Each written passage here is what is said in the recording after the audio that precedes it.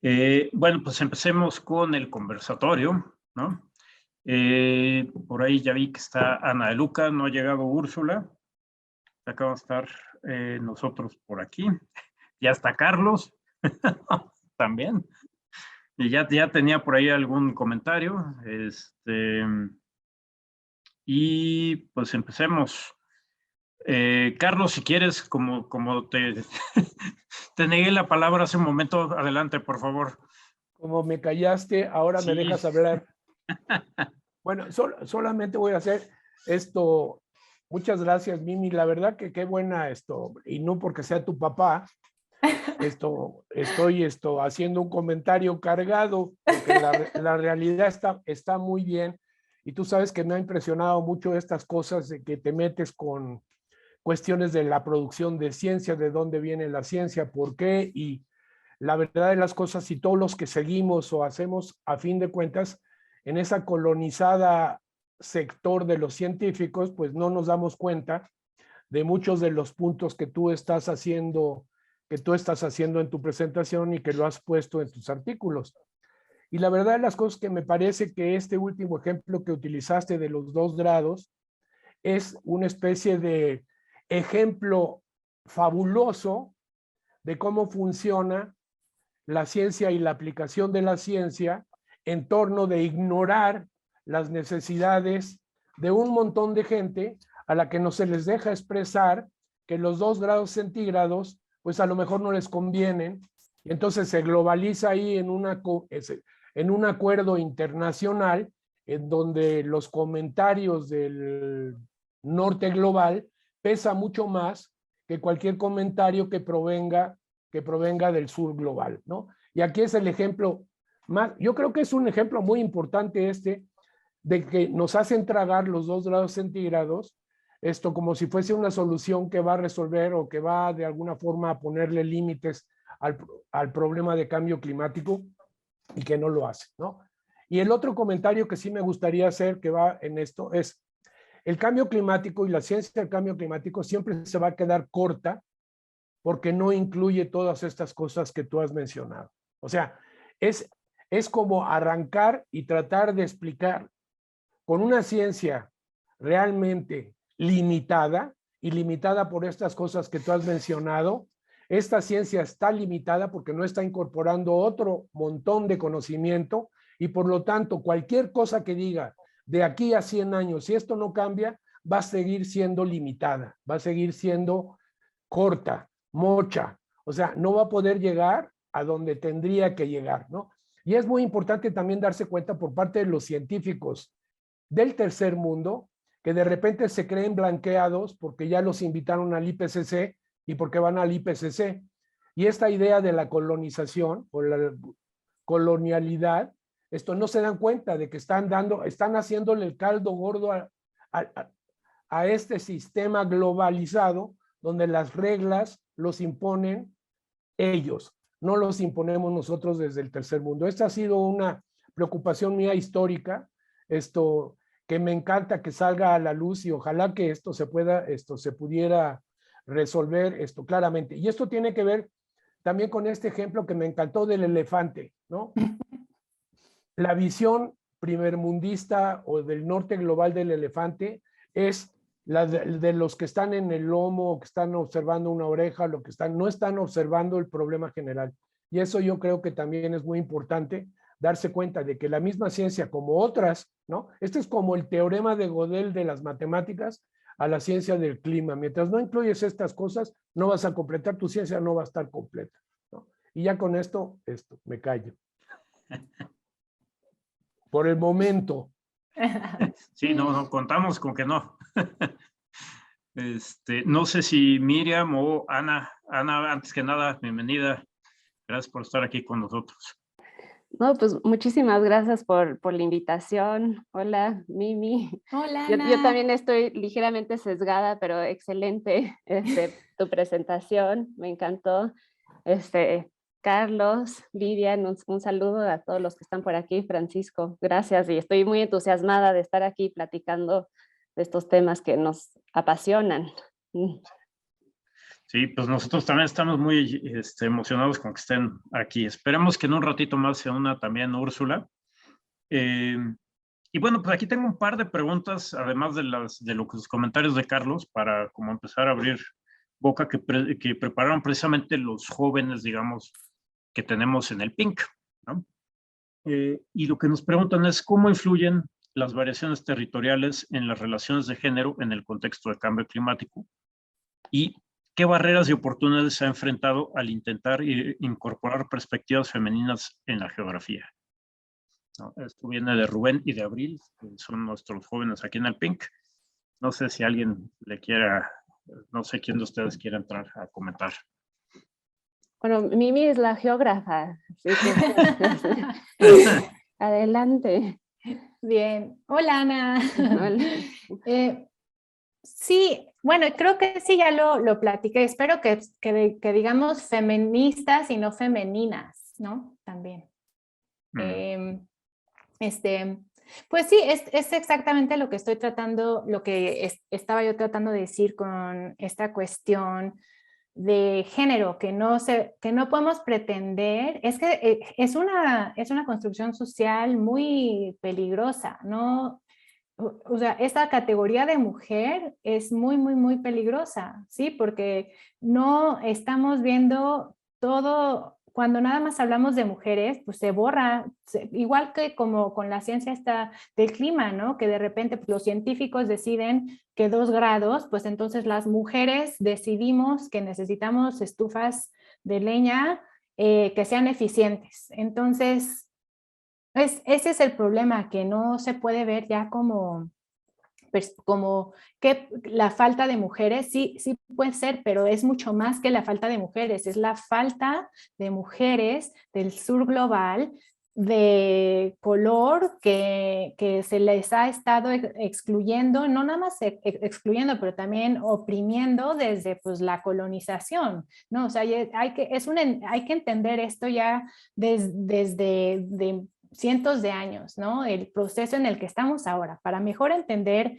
cómo llegamos aquí, por qué hay cambio climático, pues es mucho tiene que ver pues con cómo se ha todo manejado y cómo se ha manejado todo pues con estas relaciones de poder de hay que controlar a la naturaleza, somos separados de la naturaleza, los hombres representan la cultura, las mujeres la naturaleza, hay que dominar a todo, hay que hacer todo lo que nosotros queramos para obtener más poder, ¿no? Y esto pues obviamente no es nada más los hombres, son algunos hombres en geografías que se pueden, o sea, podemos señalar, ¿no? Podemos ver mapas en dónde empezó todo este proceso, en dónde empezó la industrialización, quiénes son los más responsables de emisiones ya pasadas. Obviamente ahorita todo está cambiando y eso sería una conversación interesante también para tener, pues ahora que están cambiando como dinámicas de poder, cómo ahora platicamos de pues quiénes son responsables y de quiénes no son responsables,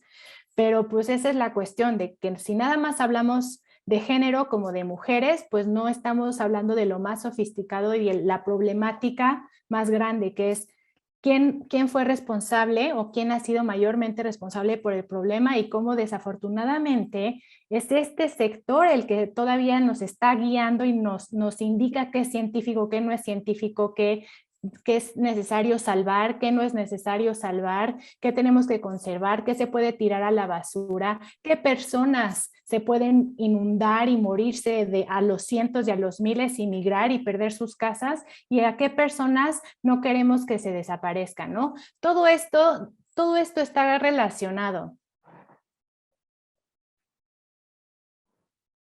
Y ahí lo dejo.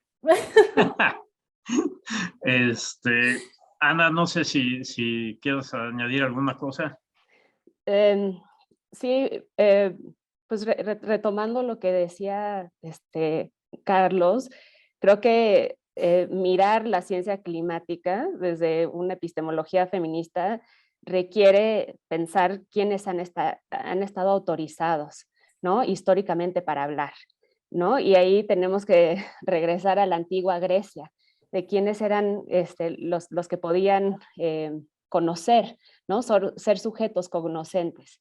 y eran los andros eran los hombres que tenían propiedad, hombres que no fueran esclavos, ¿no? Y por eso hablamos de una ciencia androcéntrica, porque sigue siendo ese hombre de clase media, blanco, quien está autorizado para hablar, ¿no? Pero también esto está situado geográficamente, ¿no? Situado geográficamente de manera material, pero también de manera simbólica, ¿no? Porque sí también son en países latinoamericanos algunas personas que están autorizadas para hablar, pero porque simbólicamente están emulando a este hombre del norte global. Entonces, pues tenemos que ver quién está autorizado para conocer, ¿no? Quiénes son sujetos conocentes, pero así como se construye el conocimiento, se construye también la ignorancia. O sea, nos han dicho quiénes son los ignorantes históricamente y han sido las poblaciones del sur global, un sur global también otra vez metafórico, ¿no? Porque ya cada vez más está el sur global en el norte global.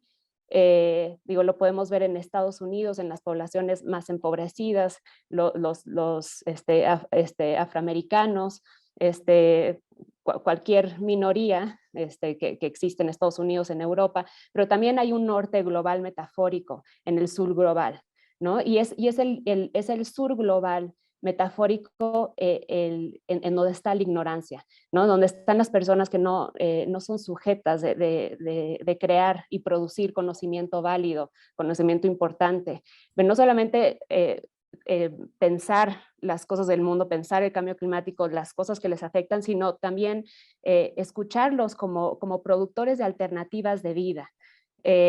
Eso también es importantísimo, ¿no? No podemos desde el sur global construir conocimiento que sea válido, que sea reconocido, pero tampoco las propuestas de vida, las alternativas, las salidas a esta gran crisis. Y eso sí tiene pues digamos, un origen como geográfico, tanto material como simbólico. Completamente de acuerdo. Y ahí pues, se van sumando factores, ¿no? Porque, por ejemplo, en el sur global también tenemos otro tipo de problemas que, digamos, hacen sinergia con esto que mencionaba, ¿no? Que simplemente no invertimos en ciencia, no invertimos tanto en educación y entonces se van multiplicando estas cosas y acabamos con una bola de nieve que cuando sale un problema nos agarra con todos los deditos en la puerta, ¿no? No sé, veo a Carlos como muy, muy hacia la cámara. ¿Qué quieres decir, Carlos? Te conozco. Lo que pasa es que estaba viendo las cuestiones del chat.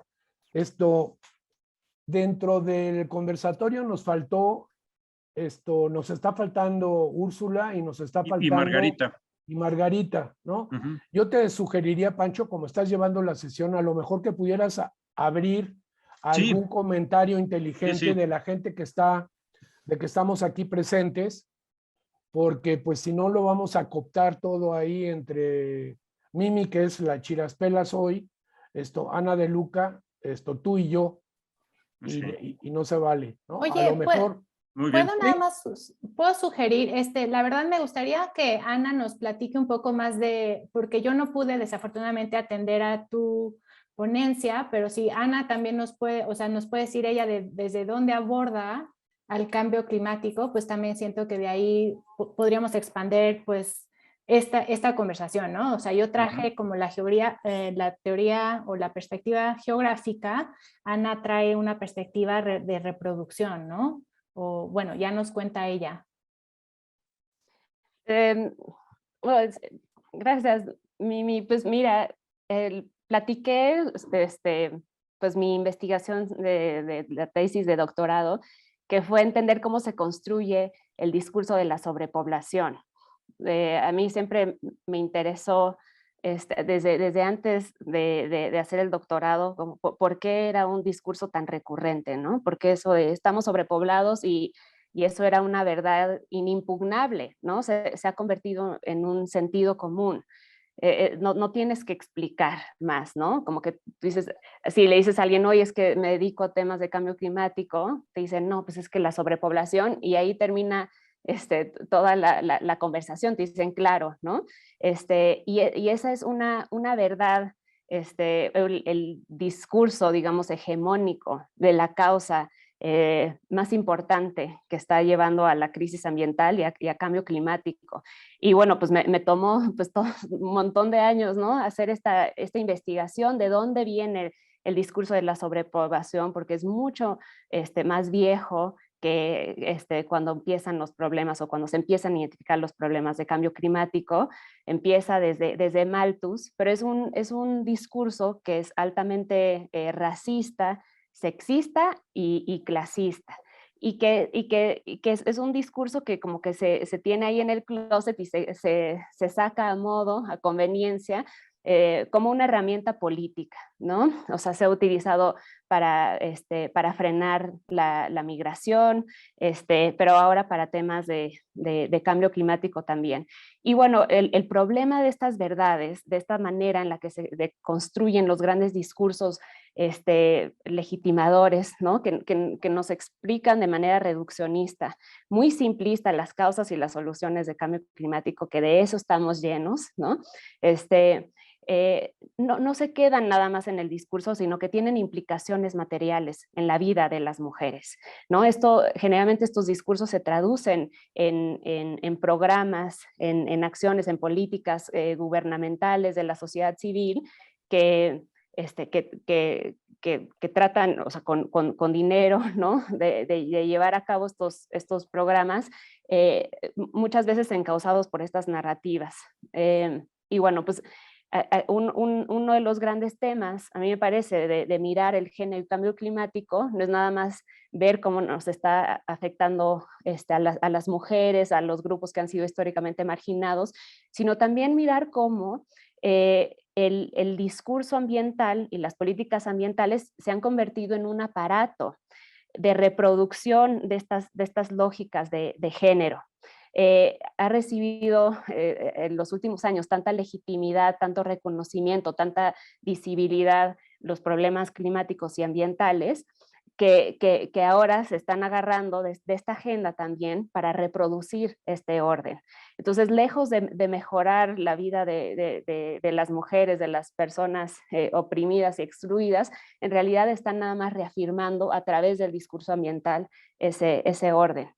Entonces, pues de ahí que sea tan importante que hagamos estos estudios de género, de cambio climático, para dar un paso atrás a las formas en las que hemos entendido la problemática y sus soluciones, para hacer propuestas y miradas más sensibles y más críticas, ¿no? Es empezar a invertir la jerarquía del conocimiento, ¿no? Porque siempre estamos pensando desde las élites, desde este norte global metafórico, y tenemos que darle la vuelta a eso y empezar a ver el conocimiento y el mundo desde un lugar muy situado, muy terrenal, muy corporal, desde lo emocional también, ¿no? Y estas son nuevas miradas importantísimas que, como tú dices, nos van a dar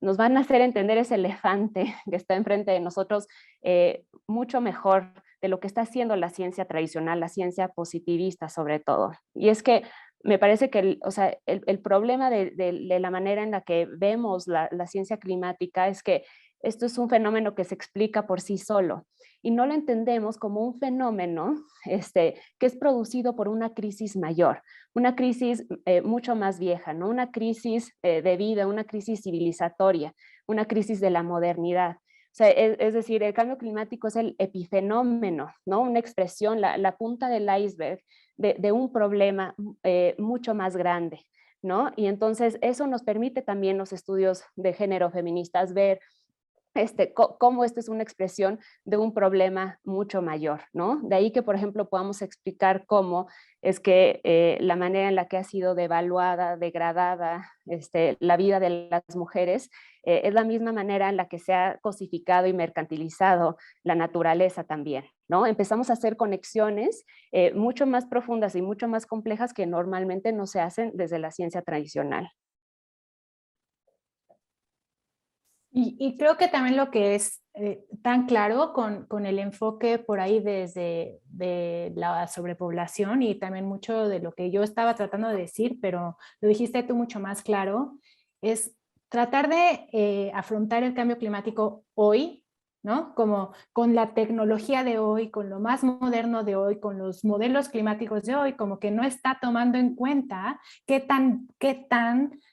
la trayectoria histórica la cual nos ha llevado al momento de hoy, ¿no? Y que desafortunadamente, como estás diciendo, este tipo malthus, ¿no? Racista, sexista, clasista, de 1800, es la narrativa que todavía predomina hoy, ¿no? Entonces, pues no nos da tanta tristeza cuando se mueren cientos de miles de bangladeshis, ¿no? Porque el mundo está sobrepoblado ya de por sí, hay muchísimos bangladeshis, ¿no? Entonces, es como que de verdad tratar de nada más afrontar la crisis climática hoy, como con lo que se entiende hoy, sin tratar de historizar la responsabilidad, ¿no? De dónde estamos y tratar de entender cómo las soluciones al cambio climático. Exacto. Sí, perdón, no, sí. Entrale, Ana, Sí. entrale. No, es que justamente creo que también es parte, obviamente, de la narrativa del capitalismo neoliberal en el que estamos, que nos hace creer que somos seres ahistóricos, no recordamos nuestra historia, parece que esta es la única posibilidad de mundo, ¿no? Y entonces las herramientas para salir de nuestros problemas las utilizamos a partir de lo que ya tenemos, lo que nos ha llevado a esta crisis. Se nos olvida que hay muchas posibilidades de habitar este mundo, de relacionarnos, de distintos modelos económicos, sociales y políticos que están ahí, pero se nos olvida, ¿no? Vivimos como en una burbuja, como si la humanidad fuera la de los últimos 200 años. Y de ahí que todas las soluciones también a cambio climático vengan de estos mismos sistemas de los últimos par de siglos, ¿no? Y en ese sentido, ¿cómo ven ustedes, por ejemplo, los movimientos sociales y los colectivos que se están formando, por ejemplo, con jóvenes y todo esto, en respuesta a cambio climático y en respuesta, pues digámoslo abiertamente, a la falta de logros pues, de los gobiernos y de la sociedad en general, digamos, contra cambio climático, ¿no? Para enfrentar cambio climático. ¿Cómo ven estos movimientos sí están logrando incorporar estas distintas visiones? ¿Estamos cambiando algo? ¿Tenemos esperanza en ese sentido de que estos movimientos recojan ello? ¿Qué dices, Mimi? Híjole. Espero que sí.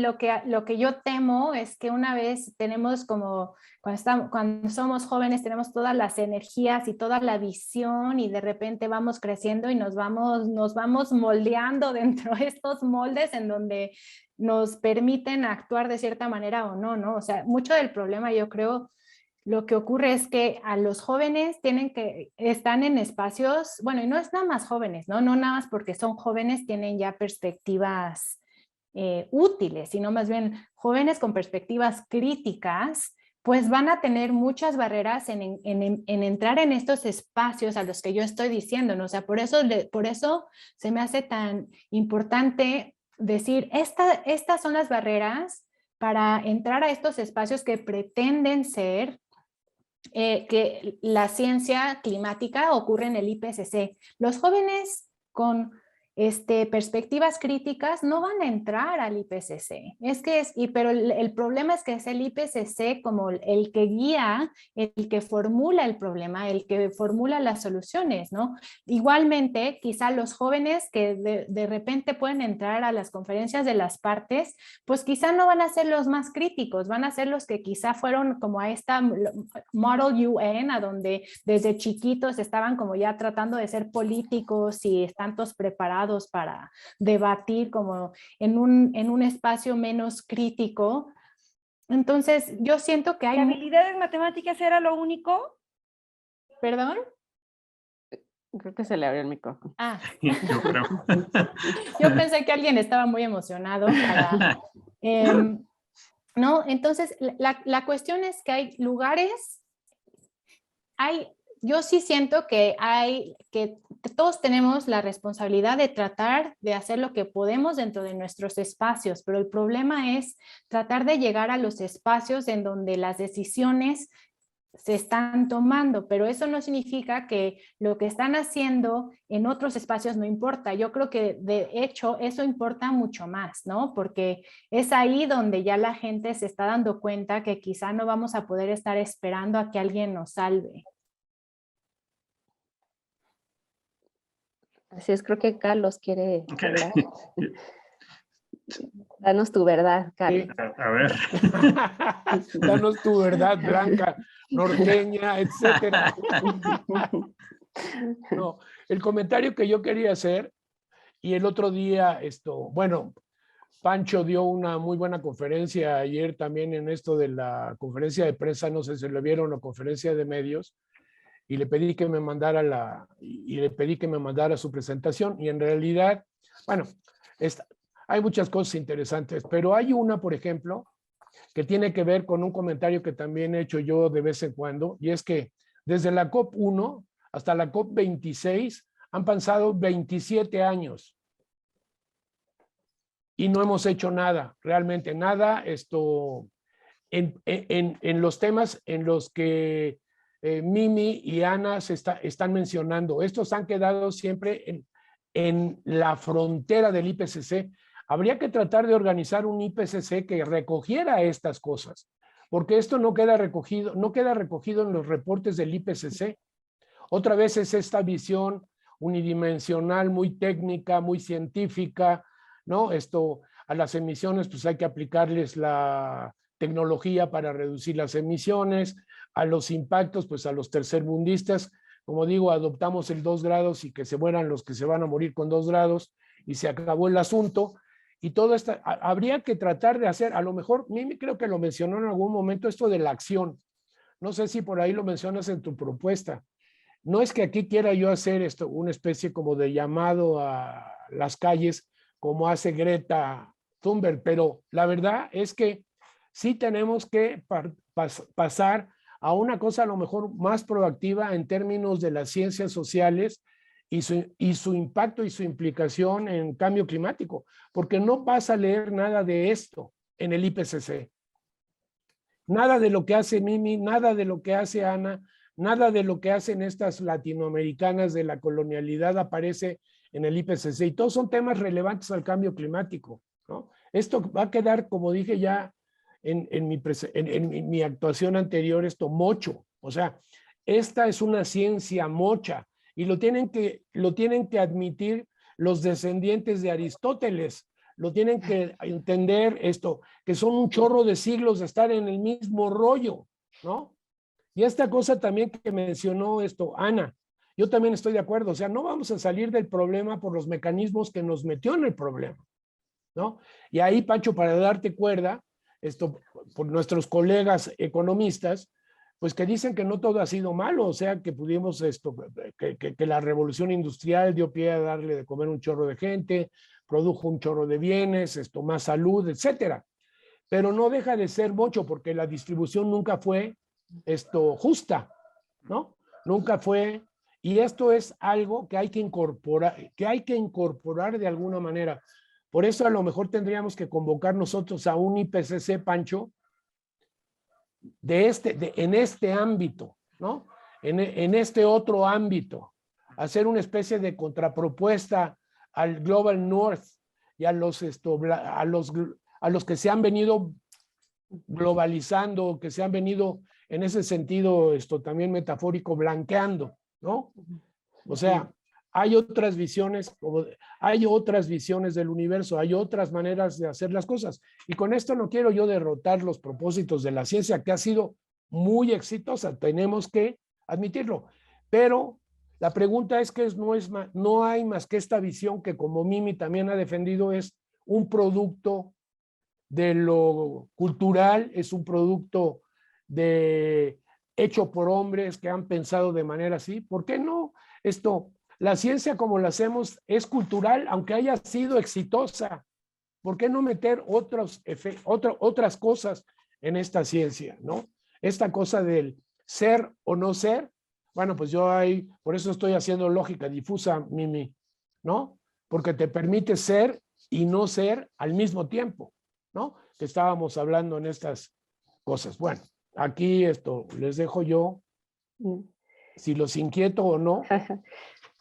Pues sí, yo quiero sumar aquí también la idea de que, o sea, que la ciencia, obviamente con todos sus méritos y sus bondades, no es también más que una forma de conocer, y que hay otras formas de conocer que hemos dejado al lado cuando pensamos cambio climático, y para hacer un IPCC del sur global tendríamos que entonces incorporar esas otras formas de conocimiento, darles validez, darles reconocimiento, también como una forma de crear justicia social, ¿no? O sea, la justicia social tiene que estar inserta en todos los procesos, no nada más es un fin, ¿no? Sino también está en quiénes son las personas válidas para decir cuáles son los problemas del mundo, ¿no? Y yo creo que ahí, regresando a la pregunta, Francisco, ¿qué haces de los jóvenes? Yo creo que los jóvenes aún sin doctorados y estos reconocimientos, porque ya cada vez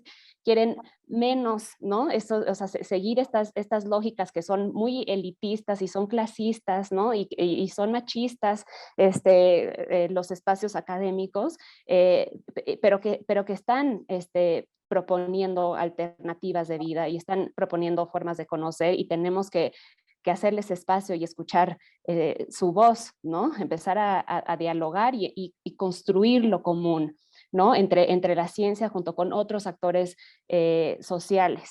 Y a mí en ese sentido, a mí me tiene muy conmovida los movimientos sociales, ¿no? Esa efervescencia política que hay, porque cuando se dan cuenta de un fenómeno como el cambio climático, empieza como a hacerse una bola de nieve y a darse cuenta de muchos otros problemas. Generalmente empiezan a darse cuenta de los problemas ambientales y se empiezan a dar cuenta del machismo en México, ¿no? Y eso a veces sucede en las movilizaciones y sucede pues, en Twitter y las redes sociales, y eso lleva a que ahorita hay muchísimos jóvenes con un nivel de sensibilidad política enorme, ¿no?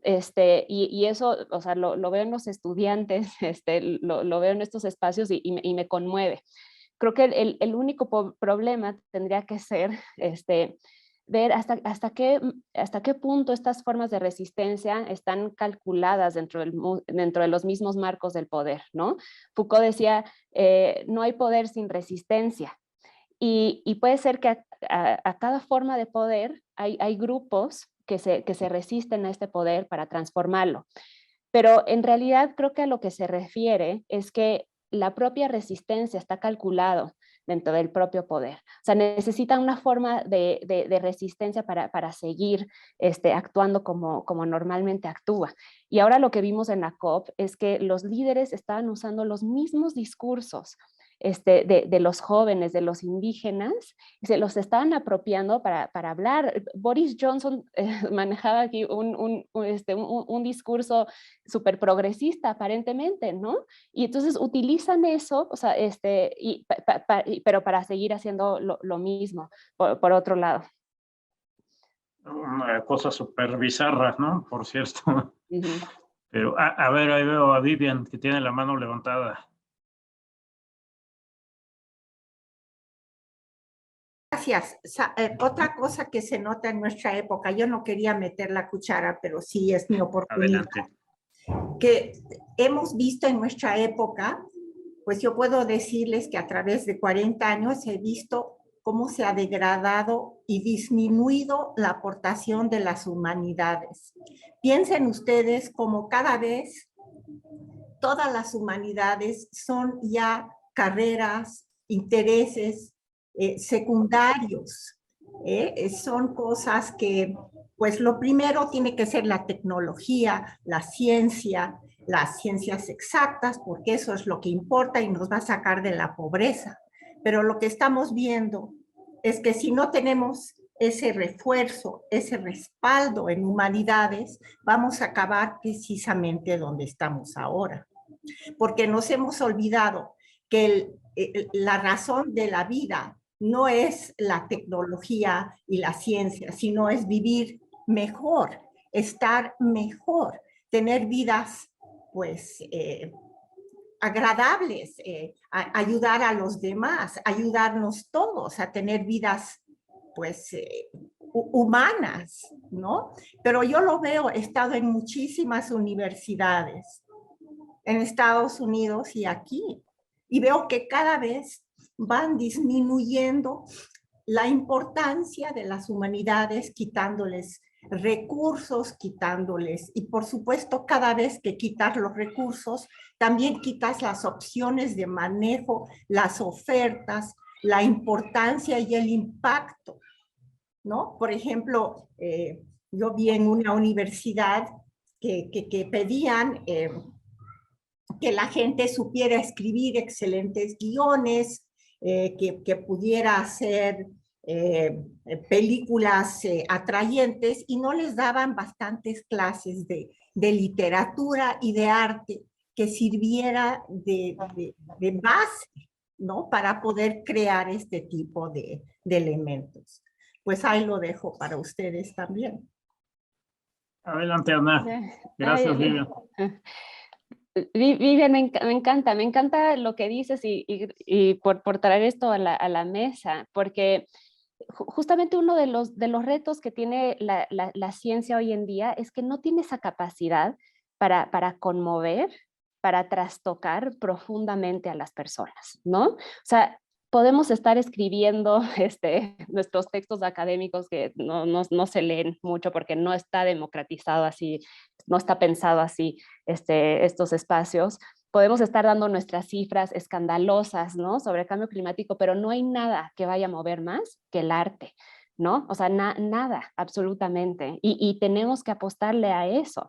Y eso me parece que es una aportación también importante de los estudios de género y del feminismo, y es que tenemos que empezar a humanizar los discursos de cambio climático, ¿no? Cuando hablamos de estos 2 grados, pero no nos dicen eso qué significa para tu vida cotidiana, ¿no? Para la vida de las personas en concreto, pues se queda como en números, ¿no? Lejanos, intangibles, que dicen poco, ¿no? Y que nos podemos relacionar muy poco y por tanto no podemos como movernos, no puede sacudirnos necesariamente eso. Y como Mimi lo estaba diciendo en su presentación, esto tiene que ver con situaciones corporales, humanas, ¿no? O sea, tenemos que regresarle la humanidad, ¿no? El sentido humano a las investigaciones y a la manera en la que pensamos estos temas. Ahí un poco, Miriam, ¿querías hablar? Venga. Bueno, sí, es que también, híjole, qué triste, pero siento que tanto se ha neoliberalizado, la educación ya no es lo que era, o sea, la educación es como, y Ana también lo mencionó, ya de cierta manera, lo mencionaste de manera positiva, Ana, de que como que ya no hay tanta gente tan interesada en los doctorados, pues sí, porque se volvió algo súper elitista, ¿no? Pero, o sea, en algún momento la educación no era, bueno, ya no sé si eso es cierto tampoco, ¿no? Siempre ha sido súper elitista, ¿no? Pero por lo menos no era como tan dirigida hacia la meta de ser como estos, reproductores del capitalismo, ¿no? Como que ya no se nos permite una visión o algo mucho más lento como para entender de verdad lo que nos ocurre. Siempre estamos con prisa, siempre estamos tratando de aprender algo con un objetivo para hacer algo como dinero o lo que sea. O sea, ya la gente como que no se les permite nada más aprender por el placer de aprender o de estudiar algo por el placer de estudiarlo o de comprender algo por el placer de comprender algo. O sea, no se nos está dando como ese espacio para entender las cosas, ¿no? Entonces, de cierta manera, lo que ocurre es que nada más vamos nuestro día a día sobreviviendo como lo podemos sobrevivir, sin tener tiempo para frenarnos y de verdad ver qué importa, ¿no? En este mundo, porque siento que también eso, que no tenemos el espacio ni el tiempo dentro de cómo se ha formateado la vida dentro de este sistema capitalista, no nos está dejando apreciar lo que es bello de la vida, ¿no? Nada más estamos tratando de sobrevivir. Ahí, nada más antes de darle la palabra a Carlos, una cosita. ¿Cómo le hacemos para responder a esto? ¿No? O sea, digo, ya vimos lo difícil que está poniendo, cómo estas cosas se cierran o van cambiando sus significados. Pero la cosa es que, por ejemplo, tenemos enfrente, como decía Carlos, ¿no? ¿Qué significan los 2 grados y por qué es un límite, un umbral de riesgo? Y hay una construcción detrás de todo eso, del conocimiento, si quieren ustedes, del hombre blanco, del hemisferio norte, y etcétera, ¿no? ¿Cómo construimos nosotros una propuesta alternativa o cómo nos organizamos para poder construir algo que pueda ser alternativo a eso que ya está ahí y qué es lo que, pues, ok, no nos gusta esto, o que se plantea como para que se pueda responder a una cosa que además de todo es apremiante, ¿no? Si vemos el IPCC, una de las cosas que nos dice es, tenemos 10 años, tenemos 5 años, nos quedan 3 segundos, ¿no? Entonces, ¿cómo lo hacemos? ¿No? Ahí, si quieres, Carlos, no sé si... Sí, aquí, bueno, siguiendo un poco, ¿cómo le hacemos? Voy a ligar lo que voy a decir con lo que acabas de decir, pero hay una cuestión aquí, es que donde hay que empezar es por humanizar a la educación. No que la gente no se eduque porque es elitista, sino que la gente se eduque porque le va a dar armas para vivir mejor. Ahora, ese vivir mejor, ¿qué significa? No significa hacerte médico porque te vas a hacer millonario, porque vas a ser cirujano, neuro, lo que sea, y entonces vas a cobrar cada vez que metes un bisturí, te haces rico, ¿no? El punto es que lo que hay que humanizar es la educación. No es que no se eduquen, sino que se eduquen, pero de manera diferente. Y ahí instituciones educativas pues juegan un papel fundamental. O sea, estas cosas, ¿cómo hacerle para que las universidades no vean como non-essentials, Vivian, ¿no? Los non-essentials en comparación con, o sea, si a una universidad le recortan el presupuesto, donde va a recortar es en las humanidades, en las artes, en las ingenierías y en la ciencia. Bueno, aquí en México podría ser también la ciencia, pero el punto es cómo humanizar a la educación. O sea, que la gente que estudia ingeniería no acabe siendo un señor que nada más aprieta tuercas o que cree que todo lo va a arreglar a base de las leyes de las palancas o de la bomba de succión de no sé qué. O que un físico, lo único que le importa es inventarse la otra bomba y sin ninguna relación a nada que tiene que ver. Hay que humanizar. Yo creo que el problema está en humanizar la educación. Y esto es un problema, pues difícil, pero instituciones como la nuestra, Pancho, o como la de Mimi a lo mejor, o con Ana, pues se puede hacer algo al respecto. O sea, cuando salen estas iniciativas de recortarle a la parte de las humanidades, aunque sabe uno que en suma cero, si le recortan a las humanidades me lo van a dar a mí, pues volverse solidarios. O sea, hay ahí una cosa de que sí habríamos que obligar a que la gente tomar ese tipo de cursos desde muy al principio, ¿no? Para que no sea otra vez la reproducción exacta del patrón que nos llevó a donde estamos. O sea, lo que nos damos cuenta de que eso no nos va a llevar a ningún lado, pues por eso estamos participando aquí en el conversatorio, no en el conservatorio. En el conversatorio, pero esto es muy importante. Y Mimi, Ana, introducen estos temas que tendrían que ser casi de chaleco. Ningún científico tercermundista tendría que salir sin darse cuenta que es un científico tercermundista y que aún dentro de eso se pueden hacer cosas que pueden ser muy modernas. Pancho, eso lo hemos discutido tú y yo en relación a las supercomputadoras a las que no tenemos acceso. Pues piensa fuera de la caja. pero ¿cómo le haces para animar a la gente para que piense fuera de la caja, ¿no? Y que introduzcamos otras cosas ahí, cuando le empujo a Mimi la lógica difusa para tratar de esquematizar estas cosas que ella ve con claridad. Bueno, ahí Pues, lo dejo, o sea, por ahí va, ¿no? pues eso es exactamente eso. Lo que nos puede ayudar a cambiar de paradigma de cómo vivimos es la imaginación y la creatividad que se ve, por ejemplo, en la ficción, en el arte. Son maneras de extrapolar lo que estamos viviendo y podemos imaginarnos y crear otra forma de ser. Tenemos que poder trabajar en conjunto. Y la manera es no aplastar una parte de las habilidades de la imaginación y de la creatividad humanas, sino utilizar todas para salir adelante. Lo de la ciencia ficción nos indica que siempre ha habido una gran capacidad de extrapolar, de imaginar, y pues hemos llegado a crear muchas de las cosas que decían nuestros escritores de ficción, pero de otras maneras también nos pueden ayudar con otras éticas, unas filosofías mucho más abiertas y generosas que las que tenemos en este momento.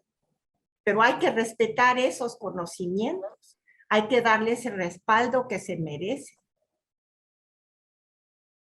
Sí, yo estoy totalmente de acuerdo y creo que pues ese es el reto que también como, o sea, obviamente estamos hablando de una educación que no es la educación formal, normal de la mayoría de nosotros, porque pues desafortunadamente es por medio de la educación que luego todos vamos a ser pues científicos o ingenieros con un fin no para resolver la crisis climática equitativamente, sino pues con cualquier herramienta que aprendieron en cualquier clase que no tiene esta dimensión humanista, artística, feminista, ¿no? Ese es, o sea, parte de lo que se ha vuelto la educación, como que desafortunadamente es que el capitalismo está en todo, ¿no? Entonces ya, o sea, que de repente la literatura, las humanidades no nos sirvan de nada y que la gente decida que no les sirve de nada, ¿no? Es parte de esta trayectoria tan autodestructiva, ¿no? Estamos yendo hacia la autodestrucción y como que no nos, o sea, es parte de, no, también yo siento que es que no es como si tenemos tantas las opciones, o sea, hay que romper tantos esquemas, hay que estar como tan enojado y luchando con tantas cosas como para que uno se dé cuenta que lo que nos están enseñando, lo que nos dicen que es lo que es importante, lo que vale la pena, lo que tenemos que tirarle, ¿no? O sea, que no es comunitario, no es bueno para el planeta, no es bueno para nosotros, no es bueno como nos relacionamos con unos con los otros, pero esto es lo que desafortunadamente se ha vuelto la educación, a menos de que eres alguien muy original y muy aventado que va a estudiar literatura donde tienes más oportunidades de pensar cosas distintas o que te encontraste con el feminismo y también pues Ana y yo nos encontramos en espacios muy marginales, ¿no? O sea, sí nos invitan a cosas y a platicarles sobre el cambio climático, pero pues va a ser dentro del contexto de género. Entonces, pues ya de por sí la gente que nos va a escuchar, pues ya es gente que ya está más por aquí, que pues, o sea, aquí cuántos ingenieros y científicos y todo esto hay, ¿no? O sea, estamos hablándonos en un espacio ya marginal. Entonces, pues ahí está también el reto. Sí. Pues yo sí me sumo todo eso, ¿no? Nos invitan como para que no falte la feminista que hable de eso, que se sientan bien, ¿no? Que se quiten un poco la culpa, pero muchas veces se queda ahí, ¿no? Cuando hay tantas propuestas tan sensibles, tan críticas desde el feminismo. Y ahí yo a la pregunta que haces, Francisco, me parece que sí nos tendríamos que aventar a salirnos de las cárceles de la ciencia disciplinaria tradicional, ¿no? Y empezar a integrar a estos temas de cambio climático la danza, los rituales, la poesía, el teatro, ¿no? Que nos aventemos a hablar de las emociones, también que otras personas hablen y tengan lugares estelares, ¿no? Las infancias, por ejemplo, que nos hablen de su mundo y de lo que ven, y no verlos siempre como sujetos pasivos, receptores nada más de conocimiento, sino como sujetos activos, que nos van a ayudar a entender al mundo, ¿no? Ahorita nos hacen una pregunta, Abril, muy interesante, ¿no? De la educación ambiental, pero pensamos justamente que la educación es algo que se hace de arriba, de los especialistas, hacia los alumnos, ¿no? De ahí que esta palabra de formar a la gente, pero formal implica que entonces estaban deformados, ¿no? Que no eran seres completos, que a nosotros nos toca como profesoras, por ejemplo, ¿no? Darles la forma. Cuando no es así, tendríamos que nosotras también ser receptoras de conocimiento, ¿no? Reconocernos a ese mismo nivel, o sea, hacerlo mucho más horizontal. Eso me parece que es una práctica importantísima para quitarle esos ejercicios de poder que hay en la academia, ¿no? Y si algo se ha dedicado el feminismo es a visibilizar los espacios de poder en donde normalmente no se visibilizan, ¿no? Y la academia es uno de ellos, porque aunque las intenciones de los profesores, profesoras sean buenas, no deja de ser poder, ¿no? Y en estos lugares tenemos que ver hacia dónde, qué curso le vamos a dar a esto y si vamos a seguir reproduciendo estas lógicas también, ¿no? En la academia.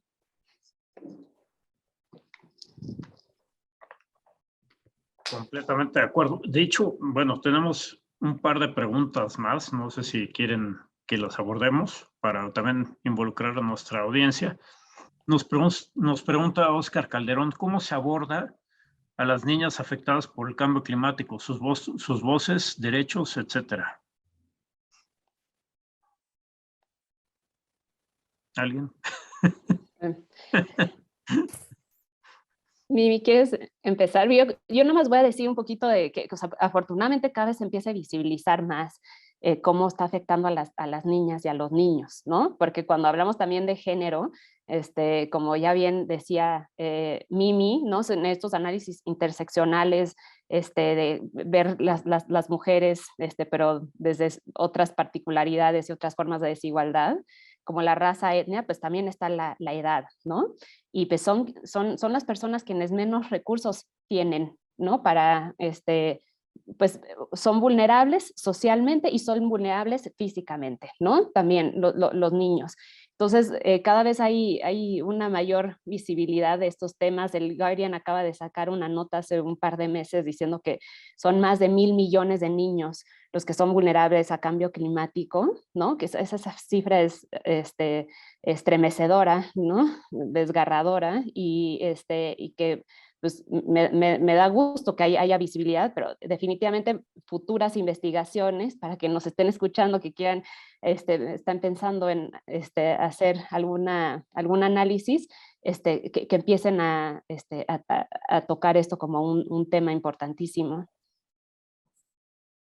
Sí, me parece una pregunta súper importante y que abre puertas a tantas otras cosas que vemos que hay como problema, por ejemplo, que no se le entiende, no se le da lugar a niños como ya personas de verdad, ¿no? No se les hace caso, no se les pregunta nada y ellos van a ser los que van a heredar este planeta, ¿no? A lo que estamos todavía no resolviendo y es muy difícil, por ejemplo, por lo menos en el contexto en el que yo estoy en Estados Unidos, hacer investigación con niños es muy difícil, o sea, para pasar el review board de la ética, o sea, para que nos den permiso, y obviamente esto es bueno, pero también es tan complicado que te den permiso para estudiar o para tratar de investigar este sector de la población que mucha gente opta por ignorarlo, ¿no? Entonces hay tantas barreras como para incorporar esta perspectiva, pero sí siento al fin de cuentas que si de verdad se tomaría en serio la perspectiva de las niñas, ¿no? Ante el cambio climático, que de verdad obviamente ya ya abordaríamos este problema totalmente con otra visión, y siento que por ahí sería una muy buena entrada como para de verdad decir, ahora sí ya cambiamos cómo estamos viendo el problema, ¿no? En vez de estar viendo países o costas o si estamos viendo niñas, o sea, yo creo que sí sería algo muy fuerte, como verlo por ahí. Y tenemos una última pregunta que es de Marco González. Está un poco larga. ¿No sería oportuno hacer mención de los intereses específicos y los sujetos individuales y colectivos que impiden una transformación de las lógicas de producción, reproducción y consumo?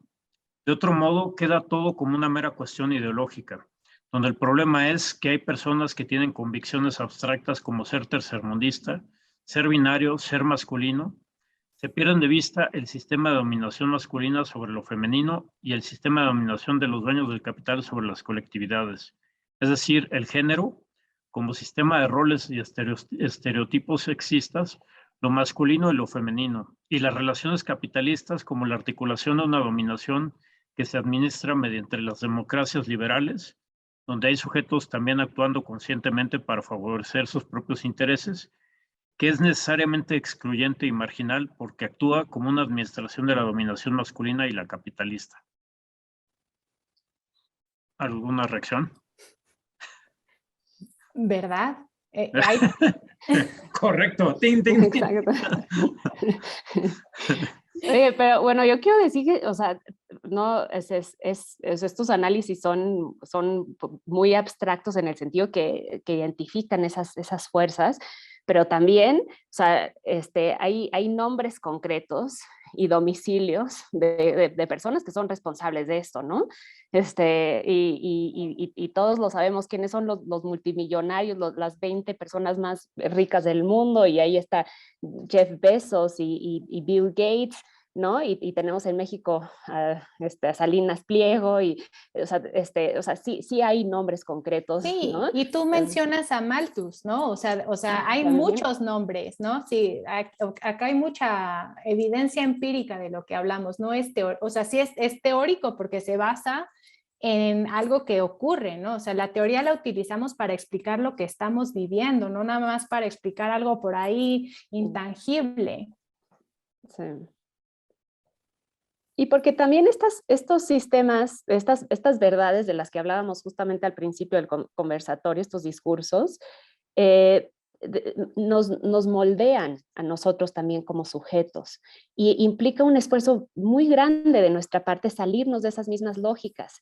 Y entonces cuando nosotros entendemos a la opresión, muchas veces vemos que en los oprimidos hay una reafirmación a veces de estos mismos poderes, porque implica mucho salirnos de ahí para poderlos impugnar, ¿no? Desde el feminismo tratamos de desnaturalizar y desnormalizar discursos que se presentan como desde el sentido común, pero mucho de este sentido común genera opresión, genera desigualdad. Y entonces a veces no te imaginas cómo es que algunas personas están reproduciendo, o sea, personas de clases socioeconómicas bajas reproducen estos discursos que evidentemente no les benefician, ¿no? Pero porque así funcionan estos sistemas de dominación, ¿no? De ahí que sea muy difícil rastrear los orígenes del poder, porque está en todos, ¿no? Y está en los sujetos, y nosotros como sujetos somos sujetos sujetados a estas formas de pensar, ¿no? Y vamos reproduciendo estas ideologías también. Entonces, a veces sí es fácil señalar, ¿no? Pero también estas nuevas formas de poder son, como diría Foucault, capilares, ¿no? Las traemos todos adentro de nosotros. Y entonces una primera forma de resistencia implica mirarnos a nosotros mismos y cuáles de estos discursos estamos reproduciendo, ¿no? También. Bueno, pues hemos llegado a la hora. No sé si quieran cerrar con algún comentario final, alguna cosa que nos quieran comunicar, que nos quieran decir. Miriam.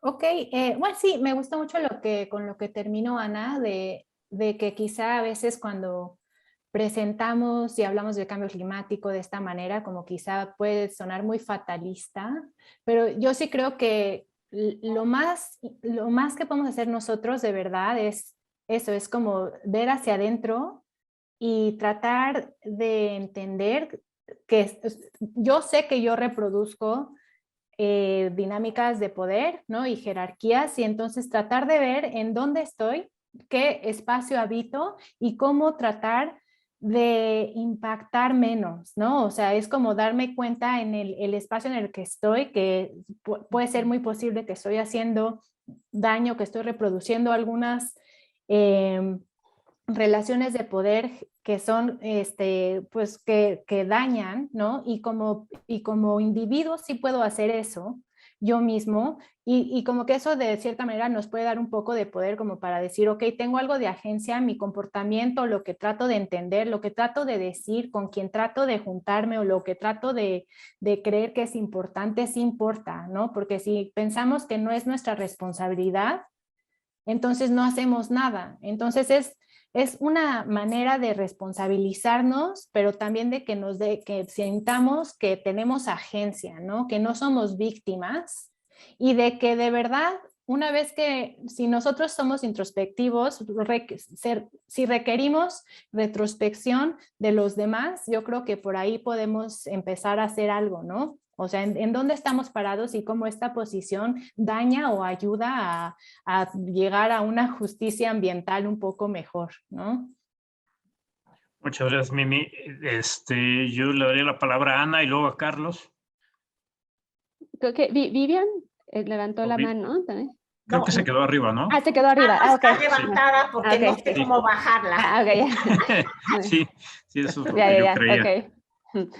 Bueno, pues yo cierro nada más por decir que hay un enorme potencial de los estudios de género feministas, para entender las causas del cambio climático en un sentido mucho, mucho más profundo, pero también, dado que el feminismo viene de la teoría crítica, no busca conocer por conocer, sino que hay un alto componente político y ético de la manera en la que estamos entendiendo estos fenómenos. Es decir, queremos transformarlos, queremos hacer ciencia y conocimiento emancipador, ¿no?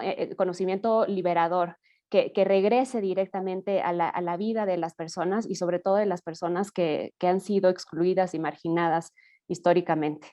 Así que es una invitación a que sigamos, ¿no?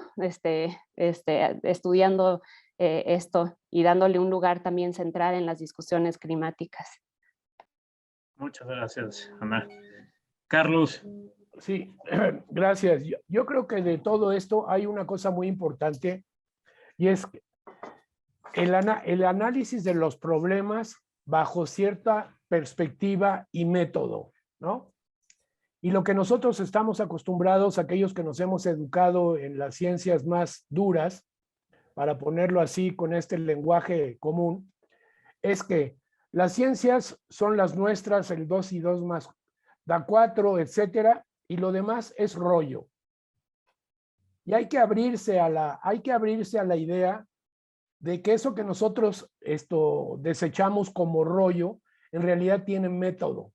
Y esto con toda humildad lo digo, lo he aprendido en la familia, ¿no? Hay método, hay rollo y hay sistema para el análisis de los problemas y provienen de otras perspectivas. Esto lo que quiere decir es que no todo se va a arreglar a base de física, matemáticas y ecuaciones diferenciales. Y esa es una cosa que tenemos que, de alguna forma, darnos cuenta de que no lo vamos a arreglar por ahí.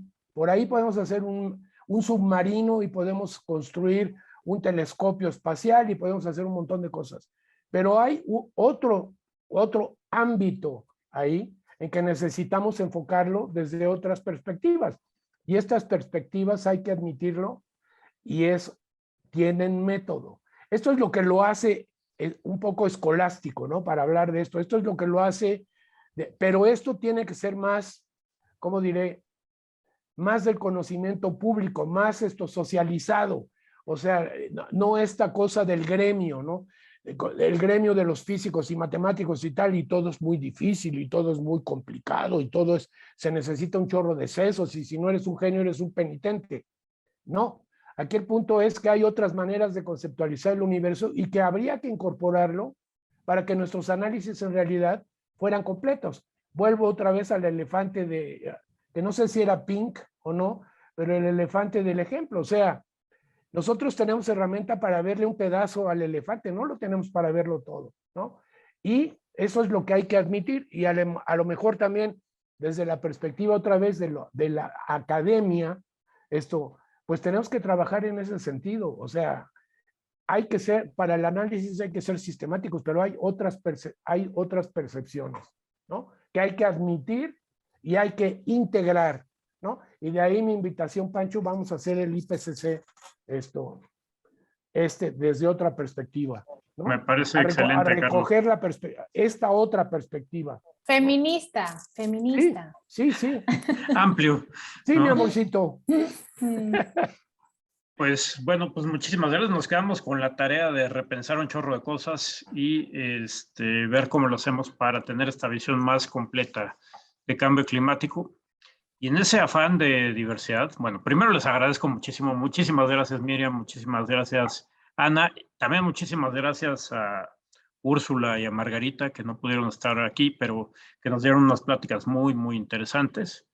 También a nuestros invitados especiales, Carlos y Vivian. Muchísimas gracias. Y bueno, pues en esta cosa de la diversidad les comparto que, bueno, ahora termina este módulo, pero seguimos con otros módulos. Y ahora vamos con los socios economistas capitalistas, ¿no? Para darle esta variedad al asunto. Vamos a empezar con el sexto módulo la semana que viene, en esto de qué sabemos sobre el cambio climático en México. Vamos a ver modelación de los riesgos e impactos económicos del cambio climático. Invitamos a gente del Banco de México que nos presenten lo que están haciendo para tratar de incorporar los riesgos climáticos en el sector financiero y cómo se modela, qué problemas ven ellos, qué es esto del riesgo de transición. Y yo creo que va a estar muy interesante, ¿no? Y pues bueno, ahí lo dejaría. Nos vemos el jueves que viene. Y muchísimas gracias a todos. Un abrazo. Se cuidan mucho.